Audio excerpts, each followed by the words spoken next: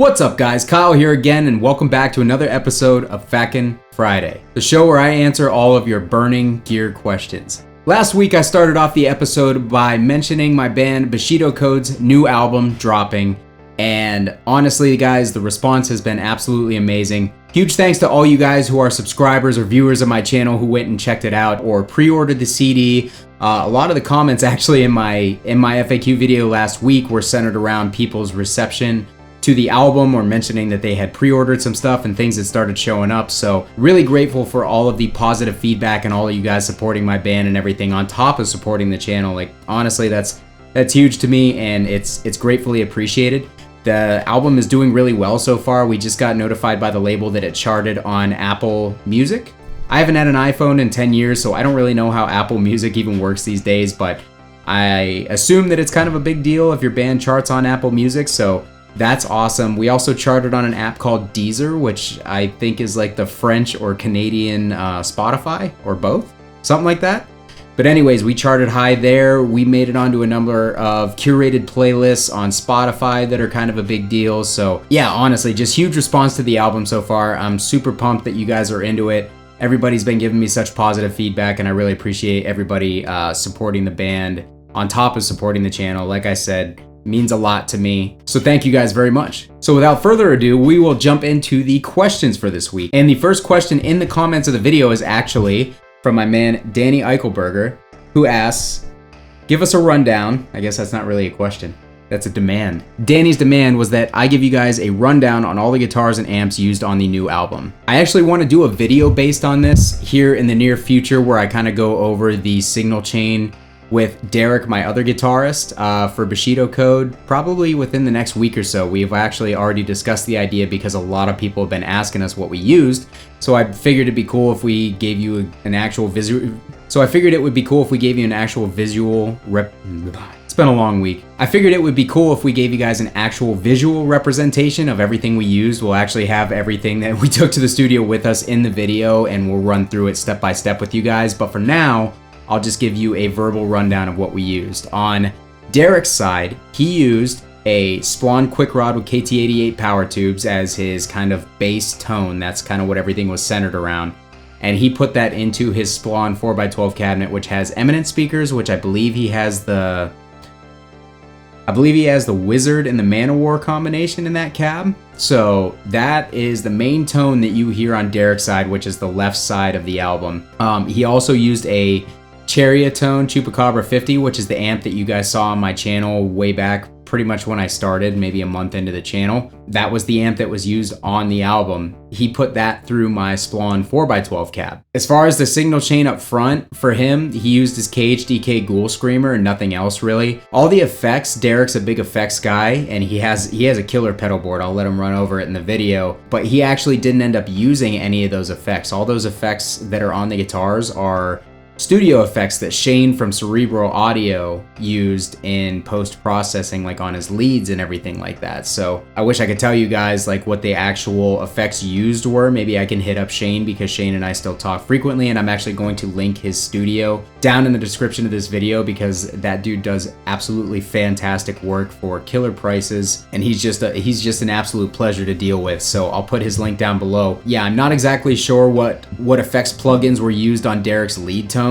because that's really the only place that we used effects on the entire album other than the instrumental track. But they were plugins, they were not pedals, so they won't be part of the actual signal chain video when we go over that stuff. I guess I should mention the guitars. Derrick used his Gibson Les Paul Traditional with a bare knuckle painkiller in the bridge, and that has pretty much been his main guitar since we started Bushido Code. He's got a few other Les Pauls and one of the newer Gibson Flying V's that he uses from time to time, but he usually gravitates towards that traditional with that painkiller, and that guitar plays and sounds killer. I can speak from experience, so I don't blame him for sticking with that one. But on my side, I used my Splon Pro Stock with the 6550 power tubes. My Pro Stock is a really old one. I believe it's a first year, 2004. It's got the Mercury Magnetics transformers, blah, blah, blah. It's a very early Pro Stock, which the Pro Stock is a single channel version of the quick rod. I put that amp into my Friedman 4x12 cabinet, which has two V30s on the bottom, two greenbacks up top. We actually mic'd the greenbacks with an SM57 on that cab, so the Splon tones, which are the base of my tone on my side, are through a greenback. A lot of people wouldn't associate that speaker for thrash metal, but I actually think that it sounds really, really good as long as you're not really pushing the volume and the speaker doesn't start to get a little oversaturated or break up, or however you want to put it. And then for the secondary part of my tone, I had my EVH 5150 6L6 model, and I ran that through my Splon 4x12, which had, at the time, had V30s on the bottom and old Celestion K85s up top, which are basically the English equivalent of the K100, but we mic'd the V30 with an SM57, and I believe both were direct on mic'd basically the same way that I mic my videos. On Derrick's side, a Fredman clip was used on one of the speakers. I honestly can't remember exactly which one, but he had the two SM57s, one was direct on and one was a 45. That's the Fredman technique. There's a clip for it. We used that on, I believe it was on his Splon cab when we mic'd up the Eminence speakers. On mine, they were just two SM57s, one direct on the greenback for the Splon, and then one direct on the V30 for the EVH. Now, out front of both of my amps, I had the KHDK Ghoul Screamer, because for the longest time, Derrick and I were both running that.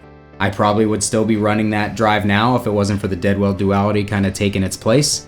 But it's still a killer drive, and I am more than happy with the guitar tones that we got. So yeah, that's what we used for the record. Guitar-wise, sorry, my guitar was a Gibson Les Paul Studio Faded with a Duncan Omega in the bridge. That guitar is, you know, I own two customs, I own a Custom Shop 58 reissue, I own a bunch of standards and traditionals, and it's really hard to beat the tone of a Les Paul Faded. Just the thinner finish on those things, not being held down by all that clear nitro, they really just seem to resonate and sound really, really good. So I've got two of those Les Paul Fadeds, and the other one has the Voodoo Custom Pickups Oculus in it, and those tend to be the Les Pauls that I gravitate towards the most, to be completely honest. So I had no problem taking a cheaper Gibson Les Paul Studio into the studio over my like Les Paul Customs and stuff like that, just because I know that that guitar sounds fantastic. That's what I use. Question number 2, Harmonic Miner asked me, if an old school death metal needed you for a tour, I mean, old school death metal band I'm assuming, what would your amp rig setup be? For an old school death metal band, so I guess it really depends on the type of death metal. If it's like Swedish death metal, all I would need is like an old solid state PV with an HM2 out front, and nothing else really matters at that point, because the HM2 is going to color your tone so much that it really doesn't matter what cab or guitar that you're going to put through it. If it was like a Florida-based death metal band like Obituary or something like that, I would probably try to track down like an old Ampeg VH140C. I think that'd be cool. I know Chuck from Death used the Valve State, the Marshall Valve State, but you don't hear as many good things about those. I know that amp has their fans, but he was really like the main guy to use that, whereas a lot of the other guys in the Florida death metal scene were also using like solid state PVs, like the PV Supreme stuff, but most of them gravitated towards the VH140C from what I remember reading, and you can hear it for sure. That's an iconic amp, and for good reason. You can get some killer death metal tones out of that thing. I mean, that thing shaped a lot of records, so just for fun, I would probably gravitate towards that, but naturally, you guys know me, being a huge 5150 fan, and a lot of death metal bands have used 5150 over the years, so that would probably be the choice that I would want if I was trying to go for my tone, but make it a little bit more, fall into the more death metal category. But I would have no problem like gravitating towards something like a VH140C. As far as guitars and stuff like that, I don't really know, man. I'd probably just play a Les Paul and look super, super awkward on stage with everybody else, because most of those bands tend to play super pointy guitars and stuff like that. But I have no problem with sticking out in situations like that, so I think a burst Les Paul would be actually kind of hilarious to be on stage when the other dudes have like BC Riches or Jacksons or something like that, you know? But yeah, I think I could pretty much coax a decent death metal tone out of almost any amp that I have. It's really in how you dial everything, and ultimately it's in the playing too. So with that being said, I would probably struggle because I'm not that great of a player and those bands are pretty good. So I would say VH140C, with a 5150 in the background to kind of just make me feel a little bit better about the situation. Cosmos asks, Kyle, what do you think about orange Rockerverbs? Funny you should ask. I literally just ordered one yesterday off Guitar Center's used site, and it should be here on Monday, so you guys will be getting a demo of that. It's the orange Rockerverb 50 Mark II, not the Mark III, unfortunately. From what I hear, there's not a huge difference in the gain channel between the Mark II and the Mark III. You guys will finally be seeing an orange on the channel here sometime soon. A lot of guys have been requesting that I play orange. I've always said that I think that they're super ugly. Sorry, orange, but just not my thing aesthetically. And they don't come up all that often. It's not like a 5150 where I could go out and look for one in the tri-state area right now and guarantee you I could find one. Like the orange stuff is just a lot harder to track down, used for at least a reasonable price. So I found one for what I felt was a decent enough price and jumped on it. So you guys will be seeing that here in the very near future. So you will know my thoughts on the orange Rockerverb very soon. Grafting the Vine asks, have you ever tried a Gower modded Marshall? Everything I've heard online sounds amazing, but they are difficult to source. Thoughts? I have not tried a Gower modded Marshall, but I really want to. I've spoken to Reza on those a couple times because he's played a lot of the FAQ'N stuff.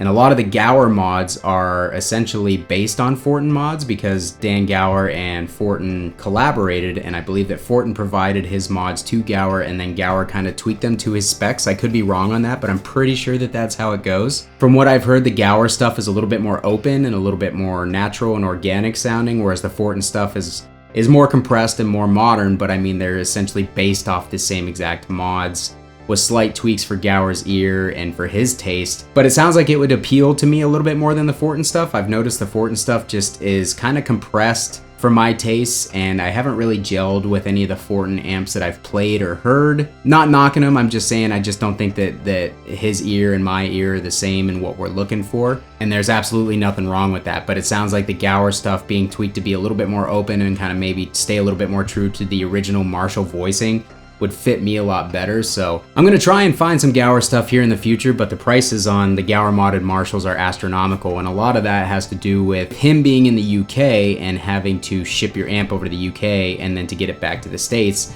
It's not a cheap date, so that adds a significant cost to whatever his mod cost is in the first place, on top of the fact that vintage Marshalls are going up in price like every day, like crazy prices every day. You know, 2 years ago, you could get a good 800 for 1,200 bucks. Well, now you can't find one for under 2,000 unless it's pretty beat up and well weathered, which I don't mind, but at the same time, you never know what a vintage Marshall's been through. Yeah, anyways, if I can find one at a decent price where I could get it and demo it and then make my money back on the resale, I would love to try it. Or if somebody has one they want to loan me, that would be cool too, but I'm kind of up to my ears in things that I need to get demoed over like the next 3 weeks, so let's aim for like June, July on something like that if you do have something you want to loan me. But otherwise, I will be on the lookout in the future for something to try. All right, last question comes from Nick Harper. He asks, any recommendations on a 100 watt EL34 head?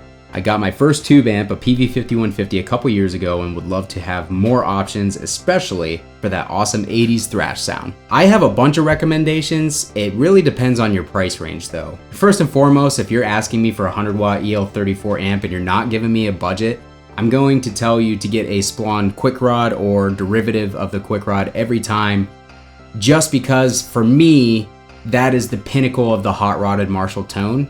It's just everything that I've ever wanted out of an 800. It's got huge, punchy bass, but super tight, tons of clarity. It's got low mid growl. It's got upper mid bite and cut. I mean, there's just nothing like a Splon, and I talk about them all the time on my channel. I love vintage 800s with a good boost out front, or vintage 800s with the legendary tones hot mod. The hot mod is a game changer if you guys haven't messed around with that yet, but that hot rod's your Marshall. And that brings the 800 even more close to where, you know, I would want that modded 800 sound to be. But for me, the Splon is just the pinnacle of huge modded 800 tones that are absolutely perfect for thrash. It's why Derrick and I use them on everything that we've recorded for Bushido Code. It's why we use them for almost every live show for Bushido Code. That's my number one recommendation. Number two, get a JCM 2000 DSL 100, even a TSL 100. The TSL 100 gets a lot of hate, but I think that they're actually a pretty good sounding tube amp, especially for thrash. That red channel, that red channel is thrash tones all day long. It's just a little bit thinner and not quite as warm as the DSL 100, but even so, if you're a thrash guy, that may not be what you want. The TSL 100's tighter, but it's just not quite as big sounding as a DSL 100. So the DSL 100 was, you know, I've talked about it on my channel a couple of times. I absolutely love that amp. I've got a DSL 50 with a couple slight mods to it, and it's one of those amps that I'll never let go of. I made the mistake of selling it once, and luckily I was able to buy it back from the guy that I got it off of years later, and I'm super happy to still have it among all the other amps that I have. But that amp with a good boost out front, man, that's 80s and 90s thrash stuff all day. And honestly, that amp pairs really well with a 5150 for thrash stuff. So I would say 100 watt DSL 100, the JCM 2000 model. The DSL, a lot of people love to hate the DSL 100H, which is the one that they made in Vietnam. But honestly, I had both at the same time, and there were very minute differences in the tone. And the DSL 100H actually has a resonance pot or adjustable knob, as opposed to the deep switch on the JCM 2000, which only allows you to push it in and then it makes the bass super boomy, or push it, disengage it, and it makes the amp super thin. Well, the DSL 100H has an adjustable resonance, so you can dial it into your liking, to the amp, to the room, whatever. So that's what I had mounted on my JCM 2000 DSL 50. I changed out that deep switch for an adjustable pot, so it acts as a resonance knob. So yeah, definitely don't sleep on the DSL 100H either. I had a couple of those, they both sounded great. I personally didn't have any issues with them, so I think they get a little bit of a bad reputation just for being made in Vietnam, but they're a great sounding amp too, so I wouldn't hesitate to get one of those. But yeah, those would be my recommendations. There's all sorts of other things that I could throw out there, but I assume that you're looking for something in the Marshall camp. Spawn is my boutique hot rodded Marshall option for you, and the DSL 100 is a great, very affordable option on the used market. And actually, I just so happen to have one for sale, so you should hit me up. But yeah, that is gonna do it for me this week, guys. Again, really appreciate all the positive feedback on the new Bushido Code album. Thank you guys so much, everybody who's been listening to it, throwing in your playlists, sharing on Facebook. Everything that you guys have been doing has really given this album a huge boost, and I couldn't be happier with the response, and I couldn't be more appreciative of your guys' support. So thanks again. I had a lot of questions that I actually was not able to get to this week, so if I did not answer your question this week, please put it in the comments down below in this episode, and I will try my best to get to it next week. I love that we've got more questions than I can get to. I would love to answer everybody's questions, but I want to keep these episodes reasonable. But again, I always love answering your guys' questions. I always appreciate you guys taking the time to ask me questions to put on the show. So if you want your question answered next week, put it down in the comments. We'll see you guys there next week. Kyle here again, and we'll see you next time.